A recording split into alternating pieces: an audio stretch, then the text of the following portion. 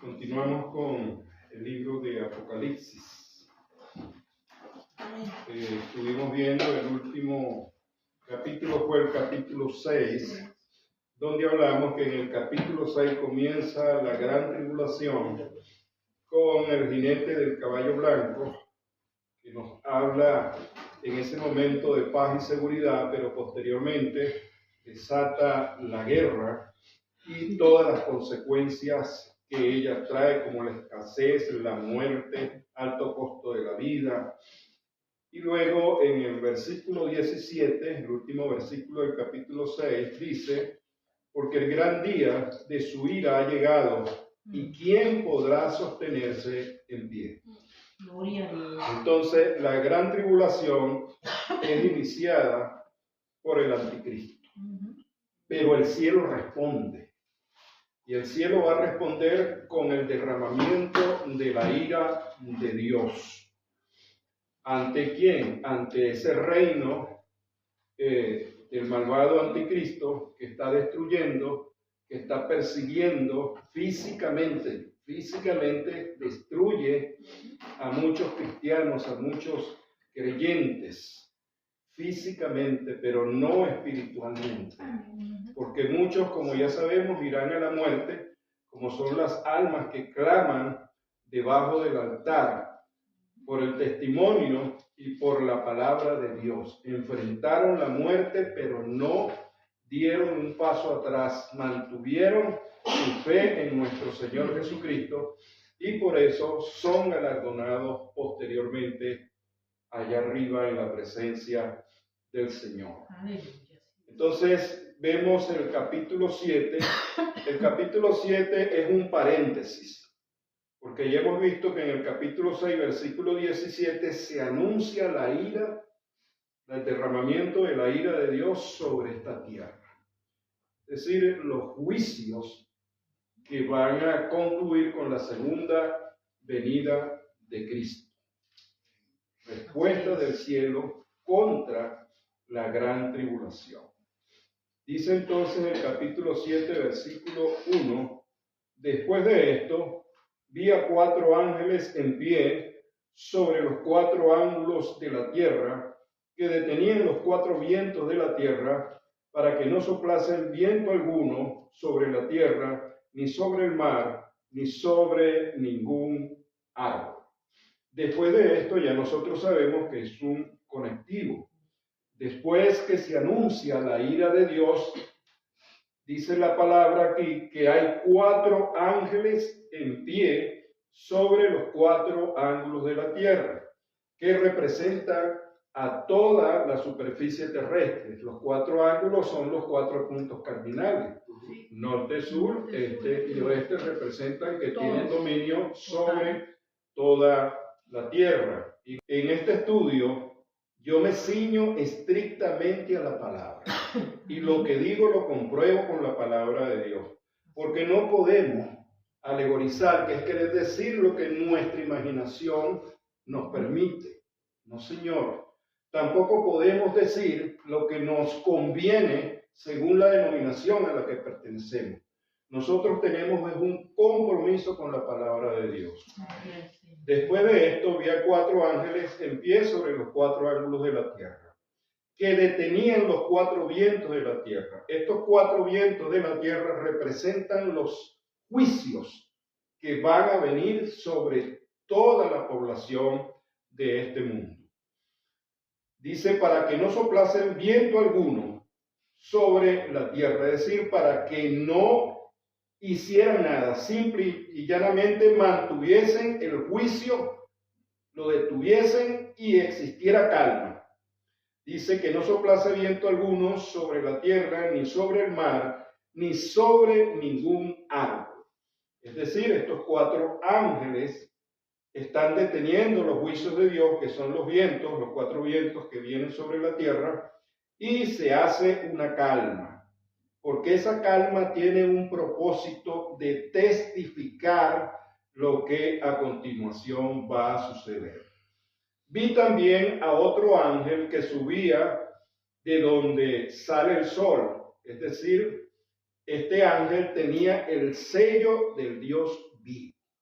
De manera que se hace esa calma porque este ángel, que es un quinto ángel, trae el sello del Dios vivo y clamó a gran voz a los 4 ángeles a quienes se les había dado el poder de hacer daño a la tierra y al mar.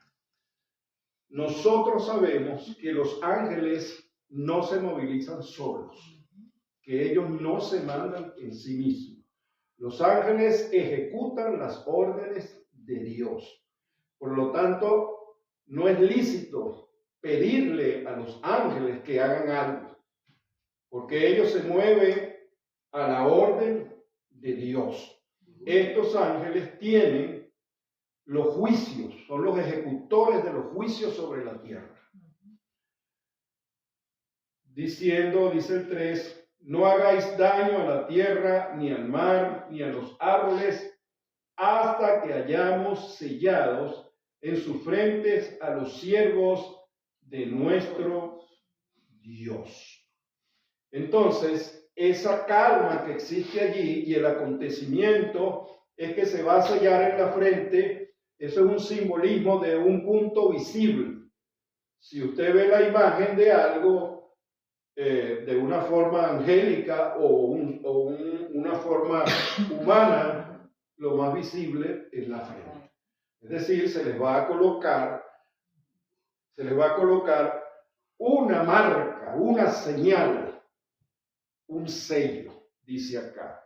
¿Con qué propósito? El sello, su propósito es, número 1, dar la referencia que ellos pertenecen a Dios. Eso es propiedad de Dios. Si son propiedad de Dios, son protegidos por Dios. Y el sello es para que puedan pasar por la gran tribulación sin ser dañados. Sin ser dañados. Por eso dice que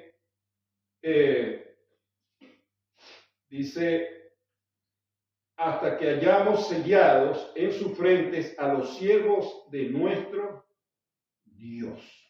Hermano, ¿me iba a decir algo? Sí, la pregunta sí. Que se está hablando a lo que se queda para la gran tribulación, que se le va a poner ese sello porque nosotros ya tenemos el sello del Espíritu Santo. Ok, nosotros vimos en el estudio, en el capítulo 1, versículo 19, hay un pequeño esquema allí que dice las visiones de Juan, las cosas que son y las que han de ser después de esta. En las cosas que son, que están en el capítulo 2 y 3, hablamos de las 7 iglesias, terminando con la iglesia de Laodicea. Ahora, estas son las cosas que han de suceder pronto. ¿Por qué? Porque en las cosas que son, vimos a la iglesia en el cielo, representada por los 24 ancianos. De allí, por lo menos podemos pensar, pero la Biblia lo va a aclarar, ese punto que usted está diciendo, que ya la iglesia fue sellada por el Espíritu Santo de Dios, y dice la palabra que la iglesia, nosotros fuimos sellados con el Espíritu Santo de Dios para el día de redención. Muy bien, gloria a Dios. Entonces nos dice, ¿verdad? En el versículo 3, parte C, hasta que hayamos sellado en su frente a los siervos de nuestro Dios. Vamos a leer, hermana Griselda, en Romanos capítulo 9, versículo 8. 8, sí, capítulo 9, versículo 8. A ver qué nos dice así. Esto es, no los que son hijos según la carne son los hijos de Dios, sino los que son hijos según la promesa son contados como descendientes. Muy bien. Entonces allí nos está aclarando el apóstol Pablo que los hijos de Dios en cuanto al pueblo de Israel, porque el contexto de ese capítulo 9 es la salvación y la elección del pueblo de Israel.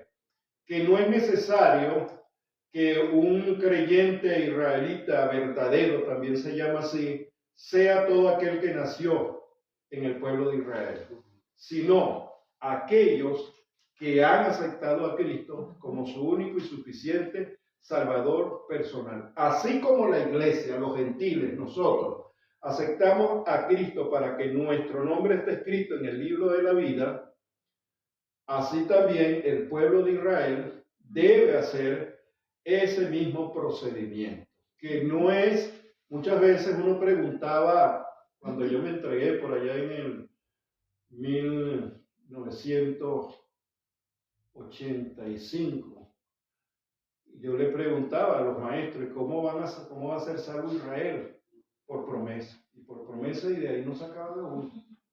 Entonces uno no entendía que era eso por promesa. No, pues, el pueblo de Israel tiene que aceptar a Cristo como su Mesías, como su Salvador, como su Señor, como Dios, para que pueda ser salvo. Y esto no lo digo por la audiencia acá, que eso lo conocemos, sino por la audiencia que está allí en las redes sociales, porque es que se dicen muchas cosas contrarias a la palabra, propias de la imaginación humana, pero no consonas con la verdad de la palabra de Dios. Usted misma, hermana Griselda, ahí en Romanos, en el capítulo 11, versículos 4 y 5, ¿qué nos dice? 4 y 5. Ajá. Porque, ¿qué le dice la divina respuesta? Me he reservado 7,000 hombres que no han doblado las rodillas delante de Baal. Entonces, fíjense una cosa, allí hace referencia que el Señor destina personas para que funcionen según su propósito. Nos trae la referencia del Antiguo Testamento. Pero así como en el Antiguo Testamento hubo un remanente de Israel que no dobló sus rodillas delante del falso dios de Baal, así también nos trae la referencia que en este tiempo futuro habrá una cantidad de israelitas que no se doblegarán delante de Satanás. Gloria al Señor. Dice el versículo 4, y oí el número de los sellados, 144,000 sellados de todas las tribus de los hijos de Israel. 144,000 es un número pequeño delante de toda la población que ha existido del pueblo de Israel. Algunos dicen, mira, no puede ser literal que solamente sean 144,000. Otros hacen la multiplicación de una serie de números y le dan a esos números significados según la interpretación judía, que es diferente a la interpretación de nosotros los cristianos. Pero lo cierto es que 144,000 representan un número pequeño. ¿Por qué? Porque es un remanente. Es solamente un remanente. Entonces 144,000 representa un número reducido de todo el pueblo de Israel, porque es un remanente. Si usted no quiere pensar que es un número literal, como que Dios no supiera contar, no dice 145,000 ni 146, dice 144,000. Una cifra exacta. Si usted no quiere creer eso, bueno, puede creer que es un remanente, y si es un remanente, es una pequeña cantidad de un total que existe. Y por allí ya vamos también entendiendo que no es la iglesia a quien se está refiriendo en este pasaje.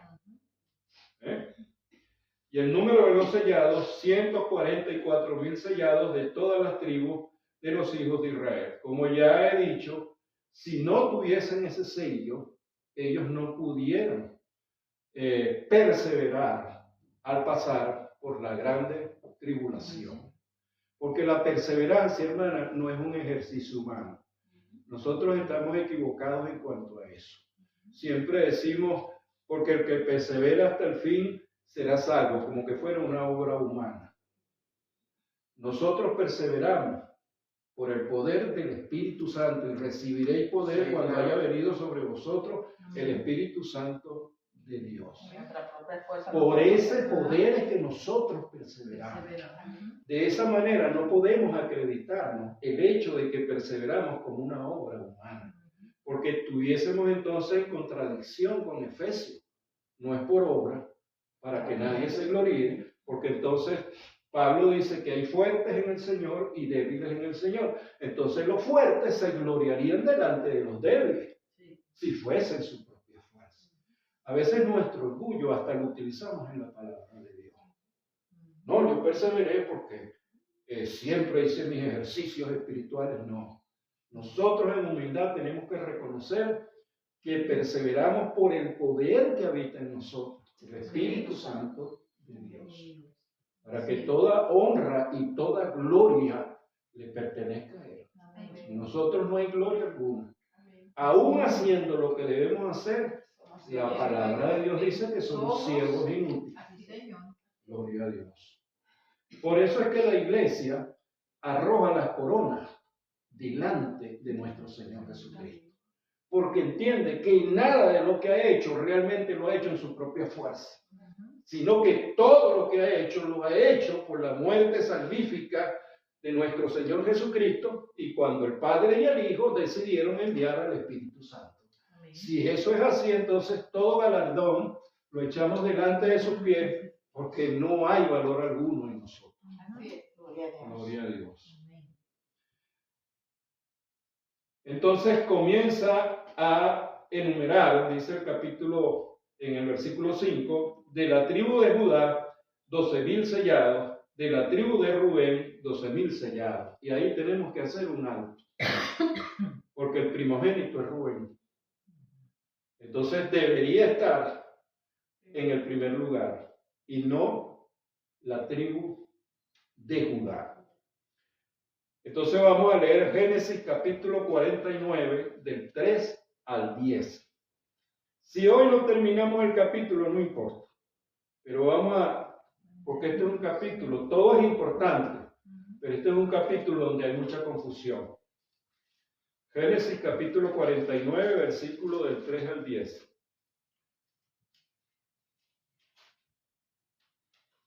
Rubén, tú eres mi primogénito, mi fortaleza y el principio de mi vigor, principal en dignidad, principal en poder. Al 10. Hasta el 10. Impetuoso como las aguas, no serás el principal, por cuanto subiste al lecho de tu padre. Entonces te envileciste, subiendo a mi estrada. Simeón y Leví son hermanos, armas de iniquidad tus armas. En su consejo no entre mi alma, ni mi espíritu se junte en su compañía, porque en su furor mataron hombres, y en su temeridad desarretaron toros. Maldito su furor, que fue fiero, y su ira, que fue dura. Yo lo apartaré en Jacob, y lo esparciré en Israel. Judá, te alabarán tus hermanos, tu mano en la cerviz de tus enemigos. Los hijos de tu padre se inclinarán a ti. Cachorro de león, Judá. De la presa subiste, hijo mío. Se encorvó, se echó como león, así como león viejo. ¿Quién lo despertará?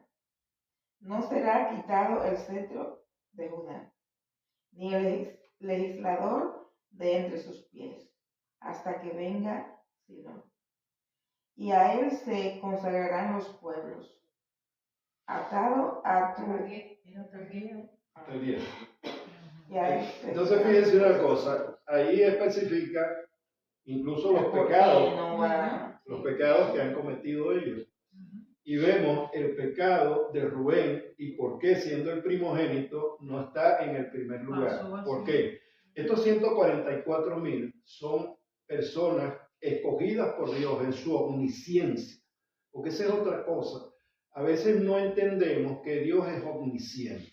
Si Dios es omnisciente, a quien escoge es porque ya Él sabe todo lo que va a suceder con esa persona. Dios es soberano y esa soberanía descansa en su omnisciencia. Como Dios lo sabe todo, ejerce su soberanía sin violar su palabra. Porque la gente dice, no, pero es que Dios es soberano. No, un momentico, Dios es soberano, pero el primero que se sujeta a su palabra es el mismo Dios. Porque si tuviésemos un Dios que hoy dice una cosa y mañana dice otra, no sería un Dios creíble. Entonces fíjese algo aquí que es muy importante. ¿Es que acaso Rubén no pecó? Claro que pecó, no dice que subió al lecho de su... Ajá, ¿y por qué está aquí? ¿Por qué está aquí en los 144,000? Porque hay perdón, hay gracia, y Dios lo sostiene allí. No se perdió eternamente, porque si se hubiese perdido por el pecado que cometió, no estuviese en la lista de los 144,000. De alguna manera, si él aparece allí, es porque tuvo arrepentimiento delante de Dios, y Dios en su misericordia y en su gracia lo perdonó. No estoy avalando el pecado, pero la Biblia dice que abogado tenemos para con Cristo Jesús. Y yo creo que esto es una muestra de esa misericordia y de esa gracia, porque si a nosotros nos dice, mira, Rubén es un adúltero,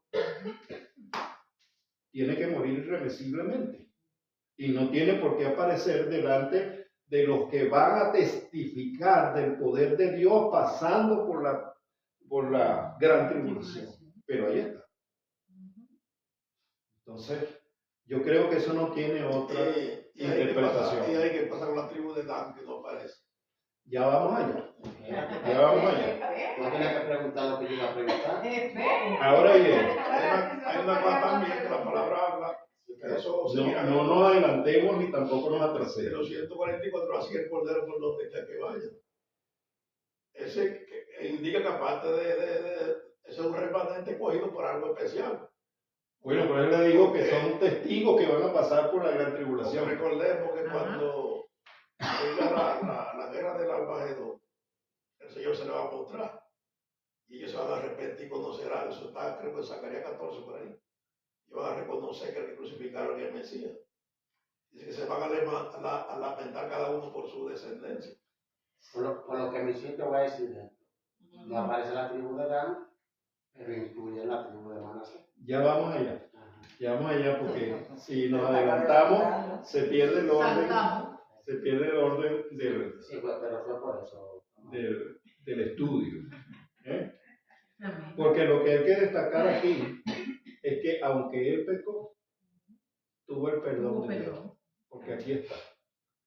Sin justificar el pecado, sino justificar la gracia, que es lo importante. Porque nosotros condenamos muchas veces al pecador. En vez de restituirlo y levantarlo, lo condenamos a muerte. Ya perdiste la salvación y no hay manera que Dios te restituya. Nosotros somos los jueces. Y otra cosa. Por eso es que estoy citando este caso. Ya vamos a citar los demás casos. Dice la palabra que un corazón contristo y humillado no lo desprecia a Dios.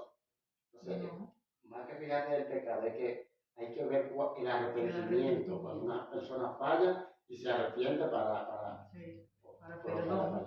Ahora, ¿qué si vemos en este caso? Que perdió el privilegio. Eso Sí, sí. porque él no perdona, pero la consecuencia de La La consecuencia. consecuencia del pecado. Entonces, su pecado fue perdonado, pero la consecuencia del pecado justamente es que no es la tribu principal. No te va de rosita. Va de segundo. Ya. Esa es la consecuencia del pecado y eso es lo que debemos aprender. Wow. Gloria a Dios. Porque es que a veces no tenemos misericordia con el caído, hermano. Entonces queda mi apego a él. Como tremendo. Me cae la mano del hombre. Mejor caigo en tu mano, Señor. tenemos misericordia. No permanecerá. Mi hijo siempre me decía, le decía a la mamá, no llegaba el caído justo. El caído justo era yo. Porque yo siempre les digo, ¿Cómo es? El justo caído por caído justo. no permanecerá para siempre caído. Entonces, el Pablo Laceli Sí, no parecido. no decía, está por ahí mi papá, sino está por ahí el caído justo. Gloria a Dios. Luego dice entonces, 12.000 sellados de la tribu de Gad, 12.000 sellados. De la tribu de Aser, 12.000 sellados. De la tribu de Neftalí, 12.000 sellados. Ahora, esto aunque parece monótono, lo importante es que ningún grupo gentil puede acreditarse que ellos son los 144. Los testigos de Jehová tienen Ay, sí. cosas porque la Biblia Se lo han menciona acuñado. cuáles son. Pero ellos se lo adjudican ellos. Se lo han acuñado ellos. Justamente el testigo de Jehová no puede interpretar la Biblia Qué porque falsedad. él cree que el Espíritu Santo es una fuerza activa. Y el Espíritu Santo es Es una el que nos da persona. la revelación de la palabra. Entonces, al no aceptar al Espíritu Santo como realmente como lo que es una persona, porque ellos tampoco creen en Dios Padre, Dios Hijo y Espíritu Santo, solamente en Dios Padre. Y aunque dicen que Cristo, aceptan a Cristo y que son cristianos, cuando uno les pregunta, ¿pero Cristo es Dios? Dicen que no. ¿Ve? Entonces, Están pelados. una cosa son los juegos de palabras, la filosofía humana, y otra cosa es la verdad bíblica. Señor. De la tribu de Judá, 12.000 sellados. Dice el 6, de la tribu de Aser, 12.000 sellados. De la tribu de Neftalí, 12.000 sellados. De la tribu de Manasés, 12.000 sellados. De la tribu de Simeón, 12.000 sellados. De la tribu de Leví, 12.000 sellados. De la tribu de Isaacar, 12.000 sellados. De la tribu de Zabulón, 12.000 sellados. De la tribu de José, 12.000 sellados. De la tribu de Benjamín, 12.000 sellados. Sí, ciertamente aquí no aparece la tribu de Dan, ni parece tampoco mencionada la tribu de Efraín, la media tribu de Efraín, producto de la unión de José con una egipcia. Ahora, ¿por qué? Es lo que tenemos que preguntar. Entonces, ¿por qué no están aquí? Número uno, estos son los escogidos de Dios en su omnisciencia, en su soberanía, para pasar por la gran tribulación.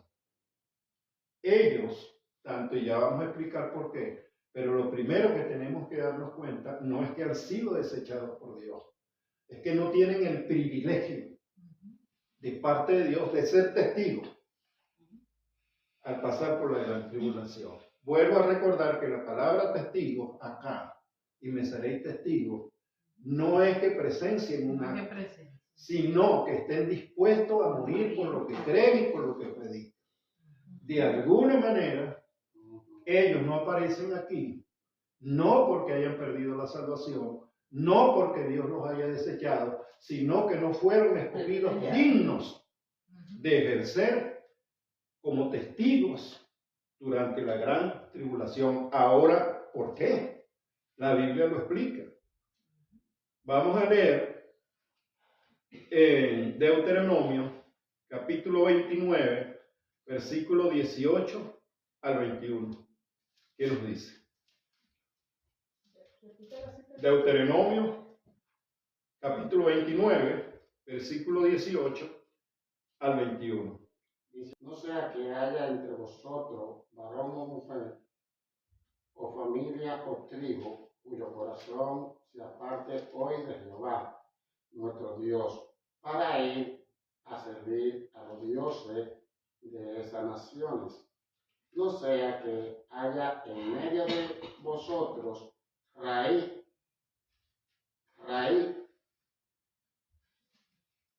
que produzca hiel y ajenjo, y suceda que al oír la palabra de esta maldición, él se decía en su corazón, diciendo, tendré paz, aunque ande en la dureza de mi corazón, a fin de que con la embriaguez quite la fe. ¿Para cuál? 24. ¿Para 24? No, hasta el 21. 21. No querrá Jehová perdonarlo, sino que entonces humeará la ira de Jehová y su celo sobre el tal hombre, y se encenderá sobre él, y se asentará sobre él toda maldición escrita en ese libro, y Jehová borrará su nombre debajo del cielo, y lo apartará Jehová de toda la tribu de Israel, para mal, conforme a todas las maldiciones del pacto escrito en este libro de la ley. Entonces, ahí vemos primero una visión general. Y la visión general, que es el que no se someta al mandamiento de Dios, ¿verdad? La ira de Dios puede caer sobre él. Si la ira de Dios puede caer sobre él, y justamente estos testigos van a pasar por la gran tribulación, no son dignos o no están preparados para pasar por ese trance. Esto es la parte general. Vamos a ver Jueces capítulo 18, versículo 30 al 31. Los hijos de Dan levantaron para sí la imagen de talla, y Jonatán, hijo de Gersón, hijo de Moisés, y él y sus hijos fueron sacerdotes en la tribu de Dan hasta el día del cautiverio de la tierra.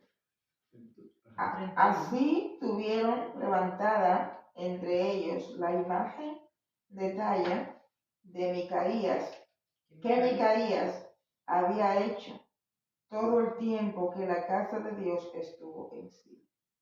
Entonces vemos ahí la idolatría de la tribu de Dan. Ahora bien, el periodo por el que hay que pasar por la gran tribulación es un periodo de fuerte idolatría, donde las naciones idolatrarán al anticristo, a su imperio. ¿Eh? Entonces, vamos a decirlo así, con ese antecedente de idólatras, no es que Dios los deseche, pero no les permite pasar por allí. Ahora bien, ¿por qué sabemos que es como testigos que Dios no escoge ni a Adán ni a Efraín, que también es idólatra? Efraín también cayó en la idolatría. Eso está por allá en Profeta Oseas, nos dice eso. Pero ¿por qué sabemos que ellos no son desechados por Dios? Lo que es que no son escogidos para pasar por la gran tribulación como testigos del poder de Dios. Vamos a ver Ezequiel capítulo 48, versículo 1. Los pongo en contexto. Ezequiel 48 es ya el reinado milenial de Jesucristo en esta tierra. Estos son los nombres de las tribus desde el extremo norte por la vía de Eglón, viniendo a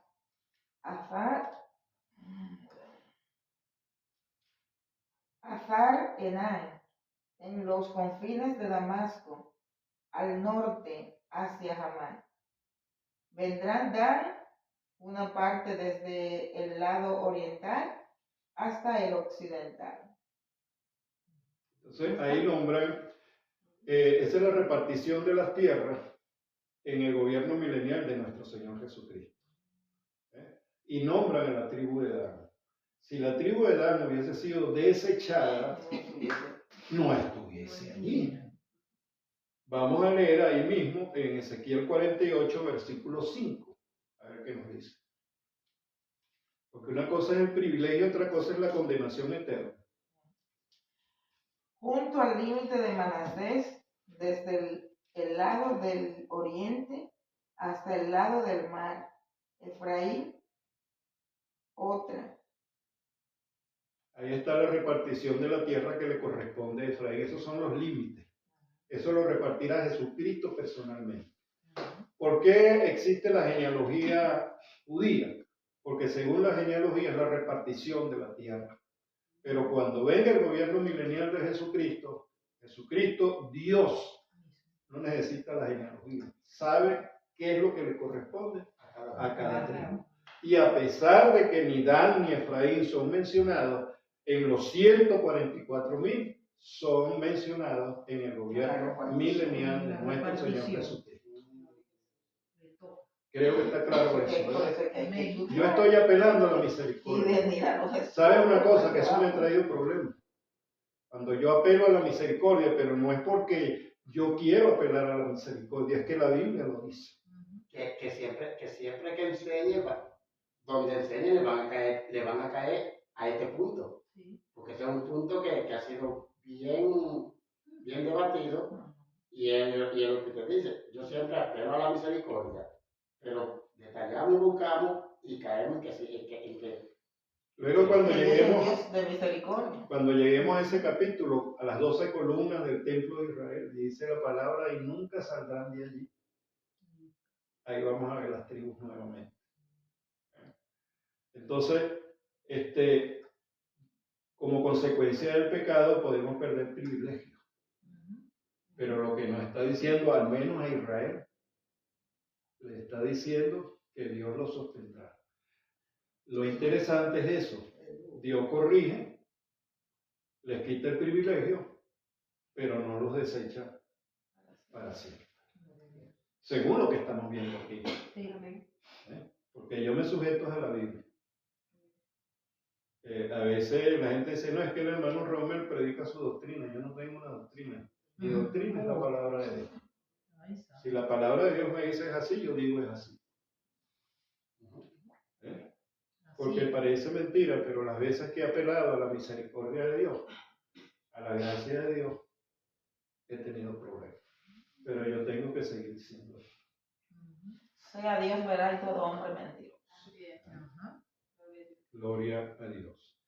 En este mismo punto, vamos a ver entonces que la tribu de José, que es la mencionada ahí, ocupa el lugar de Efraín para que sean 12 tribus.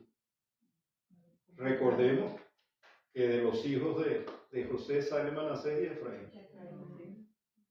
Entonces José, cuando usted, y lo leímos aquí, ¿verdad? Que dice en el 8, de la tribu de José, 12,000 sellados, ocupa el lugar de Efraín que nos parece. Y la tribu de Dan es ocupada por la tribu de Leví. Por la tribu de Leví. Y entonces completan 12. Nuevamente. Gloria a Dios. Una vez entonces que hemos visto que se detienen los juicios, se detiene la ira de Dios que va a ser derramada para que los 144,000 escogidos por Dios sean sellados en la frente, es un simbolismo de que sean vistos por todo el sello que se les coloca. También es menester entender que sello o señal se habla desde el libro de Génesis. Porque acuérdense que cuando Caín mató a Abel, Caín le dijo al Señor, bueno, tienes que darme una protección para que donde yo vaya, cualquiera que se levante no venga a matarme. Y dice que Dios le colocó una señal. Sea la palabra señal, sea la palabra sello, es una protección que no necesariamente hay que verla, porque nosotros tenemos el sello del Espíritu Santo y se ven las obras que el Espíritu hace en nosotros y las obras que nosotros hacemos por Él, pero no es un sello visible físicamente. Eso hay que entenderlo también. Vamos al versículo 9. Este versículo 9 también es de controversia. Como dijo el hermano, como dice la Escritura, que en los capítulos anteriores hemos visto en el capítulo 4 que se nombra por primera vez a los 24 ancianos y los 24 ancianos representan a la iglesia.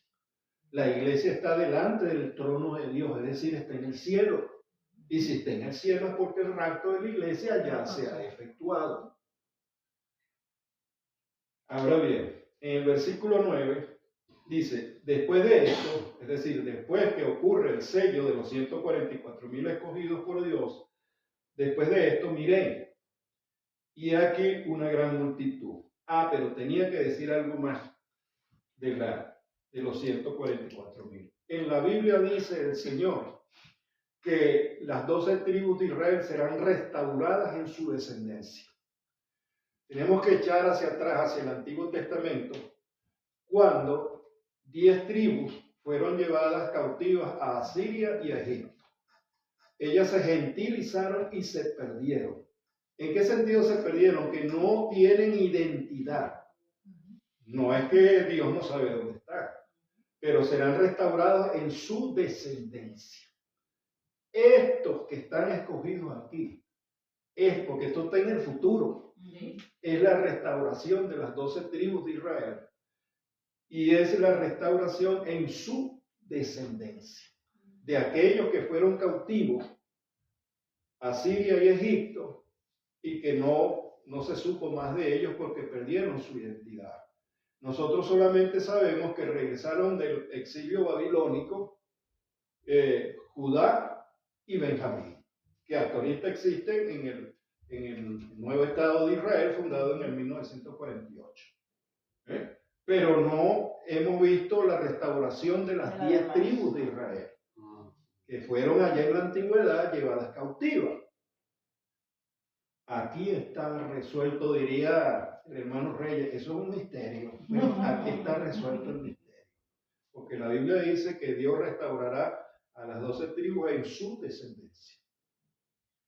Quería decir eso. ¿Por qué? Porque por ahí hay un escritor famoso y que le da mucho púlpito y mucha visión, que dice que el Israel actual no tiene que ver nada con el Israel antiguo.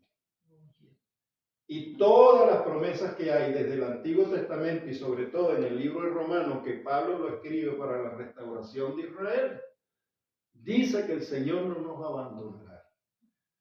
Entonces, una cosa es que hoy no existan como reino, pero existen como personas. Y existen sus descendientes que muchos no saben que son descendientes de las 10 tribus de Israel. Muchos han estado regresando de la China, de la India. Allá en la República Dominicana, eso está lleno de judíos. Sí. Allá en Venezuela, sí. La zona donde yo nací es una zona primordialmente de judíos. Y lo que les voy a decir no es que eso tenga que ver nada con mi salvación, pero mi apellido es judío. Hijo directo, descendiente de Abraham según el árbol genealógico, que quiere decir Nahal, un río salido de los brazos de los ríos del Edén, que nunca se seca. ¿Por qué? Porque mi bisabuelo era judío. Pero eso lo vine a saber yo después de cristiano. ¿Por qué? Porque cosas que uno no sabe, pero la zona donde yo nací es una zona donde se radicaron los judíos. Allá le abrieron la puerta. Entonces, le dieron acogida. Indudablemente que no es por el apellido ni por la afinidad, pero yo desde que me entregué y aprendí, me enseñaron lo que era el pueblo de Israel, yo tengo afinidad y a mí se me nota por el pueblo de Israel, porque es el pueblo de Dios. Entonces el versículo 9 dice, después de esto, miré y he aquí una gran multitud, la cual nadie podía contar, de todas naciones y tribus, pueblos y lenguas que estaban delante del trono en la presencia del Cordero, vestidos de ropas blancas y con palmas en las manos. Entonces, lo primero que tenemos que entender si son de toda nación, de toda tribu, de todo pueblo y de toda lengua, son gentiles. Son gentiles, lo primero que tenemos que entender. Luego dice, para interpretar el simbolismo, que estaban delante del trono y en la presencia del Cordero. Es decir, esta escena se está llevando en el cielo. Ojo, pero no es la iglesia, porque la iglesia ya la vimos en el capítulo 4, cuando fue llevada al cielo. Pero estos son gentiles de toda lengua, de todo pueblo y de toda nación que están en el cielo. Dice que estaban delante del trono y en la presencia del Cordero, que es nuestro Señor Jesucristo. Sigue diciendo que están allí en el cielo. Vestidos de ropas blancas, que nosotros sabemos que son las acciones de los santos. Y con palmas en las manos, ese es un simbolismo que significa que ellos están victoriosos y en plena dependencia de nuestro Señor Jesucristo. Aunque dicen allá la entrada triunfal en Jerusalén que ponían palmas. Porque la palma representa en el simbolismo bíblico la victoria. Pero es una victoria para todo aquel que esté en plena dependencia de nuestro Señor, porque en su propia fuerza nunca podrá lograr nada. Dice el 10, y clamaban a gran voz diciendo, la salvación pertenece a nuestro Dios, que está sentado en el trono y al Cordero. Es decir, se están celebrando que ellos son salvos de toda lengua, de todo pueblo, de toda nación, y están delante del trono de Dios. Dice, y clamaban a gran voz. Ahí había un alboroto. La salvación pertenece a nuestro Dios, que está sentado en el trono, y al Cordero, al Padre y al Hijo, que están celebrando allí. Y todos los ángeles están en pie alrededor del trono. Es decir, los ángeles se dan cita en la celebración que se está dando.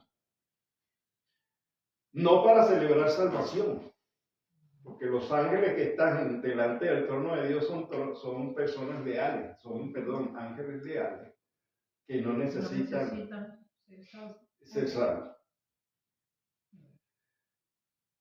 Y todos los ángeles estaban en pie alrededor del trono y de los ancianos que representan a la iglesia y de los 4 seres vivientes que son los querubines, y se postraron sobre sus rostros delante del trono y adoraron a Dios. Esta es una adoración colectiva, lo que estamos viendo en esta escena. Dice el 12, diciendo amén. Amén a que la salvación se le atribuye al Padre y al Hijo. Entonces, dice el 13, entonces uno de los ancianos habló diciéndole, estos que están vestidos de ropas blancas, ¿quiénes son? Que es lo que nos estamos preguntando nosotros. Si no es la iglesia, ¿quiénes son? Exacto. Vamos a leer 1 Corintios capítulo 10, versículo 32. Porque una cosa es lo que yo piense. Y si lo que yo pienso no tiene un respaldo bíblico, eso es palabrería. Si lo que yo pienso o lo que yo digo tiene respaldo bíblico, eso es verdad. 1 Corintios capítulo 10, versículo 32. ¿Lo tienen, Isela? Sí. Léalo, No se hay tropiezo ni a judíos ni a gentiles, ni a la iglesia de Dios. 3 grupos: judíos, gentiles y la iglesia de Jesucristo. Ahí están las 3 categorías. La iglesia, en el capítulo 4, subió al cielo. Los judíos los están sellando, los acaban de sellar. El otro grupo que le queda son gentiles salvos. Gentiles salvos. Ya vamos a ver de qué periodo. Porque la Biblia lo explica. Gloria a Dios. yo le dije, entonces uno de los ancianos habló diciéndome, estos que están vestidos de ropas blancas, ¿quiénes son? ¿Y de dónde han venido? Yo le dije, dice Juan, yo le dije, Señor, tú lo sabes. Ese Señor, tú lo sabes, yo no sé. Dice una norma general de la interpretación bíblica que hay que interpretar utilizando el sentido común. Y el sentido común se aplica haciendo preguntas. Si Juan no sabe quiénes son, y Juan fue apóstol de la iglesia, ¿es que acaso Juan no reconoce a la iglesia? ¿Ah? Porque muchos dicen que este es el rango de la iglesia. Ahora, Juan es apóstol de la iglesia y no sabe quiénes son. Si fuese en la iglesia, él que es apóstol de la iglesia, lo reconocería inmediatamente. Y entonces, la iglesia que está representada en los 24 ancianos, uno de ellos, un anciano, le pregunta, ¿tú sabes quiénes son? Así que veo a Juan, esto es una especulación mía, como... Bueno, yo no sé. Yo no sé. Esto es una especulación mía. El hermano Romero ya dijo que sí. Porque a veces a uno lo están así como... Gloria a Dios. Entonces, uno de los ancianos habló, estoy en el 13, diciéndome, estos que están vestidos de ropas blancas, ¿quiénes son, Juan? ¿De dónde han venido? Yo le dije, Señor, tú lo sabes. Y él me dijo, estos son, aquí está la respuesta, los que han salido de la gran tribulación. Y esto no tiene vuelta atrás. Aquí no me diga que hay una tribulación, que hay una grande tribulación, que es diferente a la gran tribulación. No me metas juegos de palabras, porque aquí estamos claros. Estos son gentiles salvos en la gran tribulación. Era lo que el pastor decía, lo que pasa es que yo no le di mucha entrada en el estudio anterior, porque sabía que tenía que llegar aquí. Y entonces aquí se confirma que durante la gran tribulación habrá gente salva, gentiles salvos. ¿Por qué es interesante esto? Porque hay una doctrina llamada de la unicidad, donde el Padre, el Hijo y el Espíritu Santo todos son lo mismo en Jesucristo. No existe Padre, no existe Hijo, sino que el que existe es Jesucristo. La unicidad o lo solo Jesús. Ajá, o los Jesús solo, dicen ustedes. Nosotros cambiamos y decimos los solo Jesús. Ajá. Entonces, en esa unicidad ellos dicen que en la gran tribulación no hay salvo. Que el que no se salvó en este periodo de la gracia ya no puede salvarse. Porque si ahora es fácil, luego cuando sea más difícil no van a salvar. Ajá. Otros dicen que como el Espíritu Santo se va, ya no hay salvación para nadie.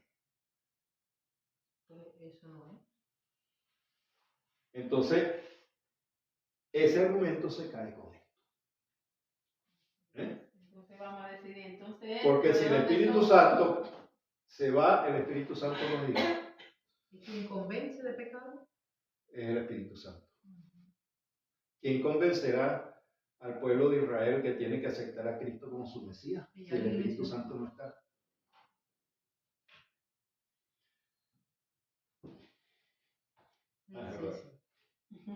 Sí, porque la palabra dice que le dará hasta el fin del mundo.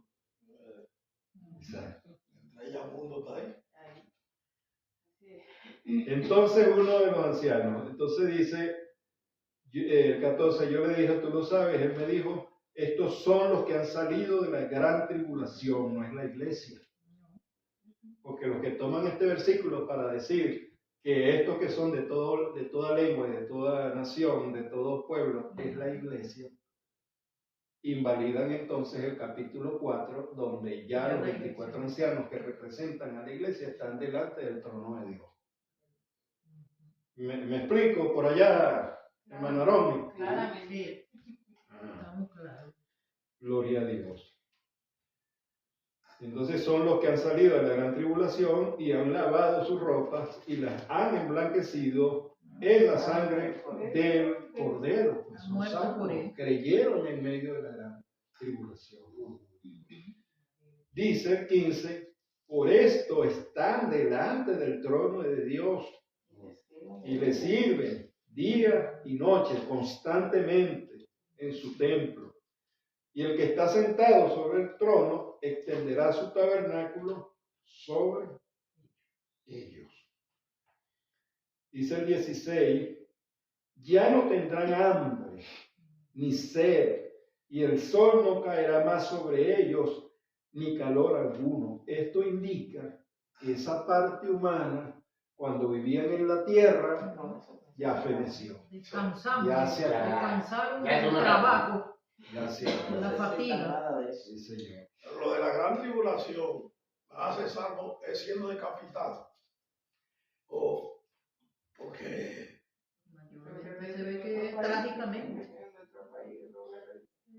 Lo interesante es que los decapitados de la gran tribulación serán salvos porque sostienen la palabra de Dios y su testimonio. Más nada. Más nada. La razón como lleguen, Eso no. lo importante sí, porque es ya que haya aparecido un salvo y pasaron la gran tribulación. Ajá, hermano pastor. La cosa es que cuando el Señor levante la queja, los puestos en Cristo y todo lo que se trajo van a ser levantados. Entonces la otra parte será levantada entregando su vida por el testimonio a reconocer que en los tiempos de la tribulación que Jesucristo era el verdadero Dios. Mucha gente que escuchaba la palabra, mucha gente fue descarriada, muchas naciones que quizás pensaban en otro Dios, los musulmanes, quienes fueran, y entendieran, bueno, eso son posiciones de ciertas cosas. El que entienda lo que está pasando. La otra cosa que los únicos que pasarán por la gran tribulación y no serán muertos son los 144,000 sellados. Los demás todos pueden ver muertos, pero son salvos, porque sostienen la palabra de Dios y el testimonio.